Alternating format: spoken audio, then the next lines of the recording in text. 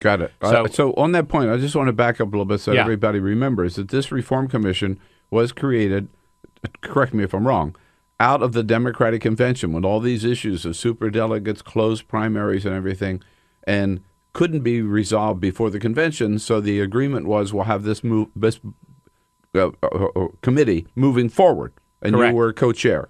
Yeah, right? I was appointed by Bernie as co-chair. Secretary Clinton appointed the chair, who was excellent, I might add. Mm-hmm. And we, over a 1.5-year period, came up with 30 pages of proposed changes. And they were strong reforms. Yeah. And so then they go now to the Rules Committee, correct? They went to the Rules Committee in January. Right. The Rules Committee has been, we could say, discussing them, but I would also say challenging them.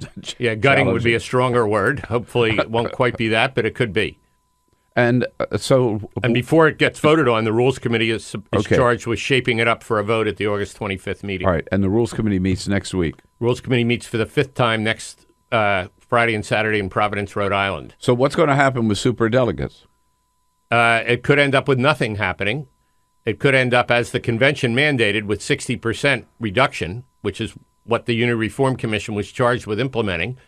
It could end up with no superdelegates voting, which would obviously be the best thing. But right now, I would have to say there's a growing chance that there'll be a stalemate and nothing could happen. So again, this is Democrats up in arms. The convention unanimously said at least 60% of superdelegates would not vote on the first ballot for president. Right. Many people said, well, none should vote on the first ballot, which I would agree with. And the real question is, what will happen on August 25th? And right now, I would say all three possibilities have an equal chance in terms of the outcome, which means the outcome could be, if people let us, the DNC, go unwatched, the outcome could be that nothing changed at all. Unbelievable that the party would move into 2020 not having done anything about superdelegates. I mean,